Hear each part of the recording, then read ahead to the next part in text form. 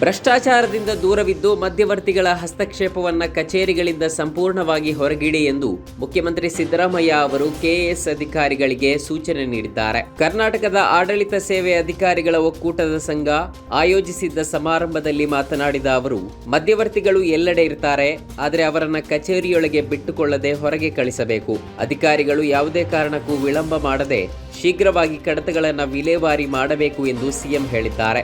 ದಿಲ್ಲಿ ಅಬಕಾರಿ ನೀತಿ ಪ್ರಕರಣದಲ್ಲಿ ಆಮ್ ಆದ್ಮಿ ಪಕ್ಷದ ಹಿರಿಯ ನಾಯಕ ಮನೀಶ್ ಸಿಸೋಡಿಯಾ ಅವರು ನ್ಯಾಯಮೂರ್ತಿ ಸ್ವರ್ಣಕಾಂತ ಶರ್ಮಾ ಅವರ ನ್ಯಾಯಪೀಠದ ಮುಂದೆ ಹಾಜರಾಗೋದಿಲ್ಲ ಎಂದು ಘೋಷಿಸಿದ್ದಾರೆ. ಈ ನಿರ್ಧಾರವನ್ನು ಸಿಸೋಡಿಯಾ ಅವರು ಅಧಿಕೃತ ಪತ್ರದ ಮೂಲಕ ತಿಳಿಸಿದ್ದು, ತಮ್ಮ ಪರವಾಗಿ ಯಾವುದೇ ವಕೀಲರು ಹಾಜರಾಗೋದಿಲ್ಲ ಎಂದು ಸ್ಪಷ್ಟಪಡಿಸಿದ್ದಾರೆ. ಈಶಾನ್ಯದ 8 ರಾಜ್ಯಗಳು ಭಾರತದ ಸಮೃದ್ಧಿಯ ಸಂಕೇತ. ಈ ರಾಜ್ಯಗಳು ಭಾರತದ ಅಷ್ಟಲಕ್ಷ್ಮಿಯರಿದ್ದಂತೆ ಎಂದು ಪ್ರಧಾನಮಂತ್ರಿ ನರೇಂದ್ರ ಮೋದಿ ಅವರು ಹೇಳಿದ್ದಾರೆ. ಈ ಪ್ರದೇಶಗಳ ಸಮಗ್ರ ಅಭಿವೃದ್ಧಿಗೆ ಕೇಂದ್ರ ಸರ್ಕಾರ ಬದ್ಧವಾಗಿದೆ ಎಂದು ಸಿಕ್ಕಿಂ ರಾಜ್ಯದ ಸುವರ್ಣ ಮಹೋತ್ಸವದ ಸಮಾರೋಪ ಸಮಾರಂಭದಲ್ಲಿ ಮೋದಿ ಮಾತನಾಡಿದ್ದಾರೆ.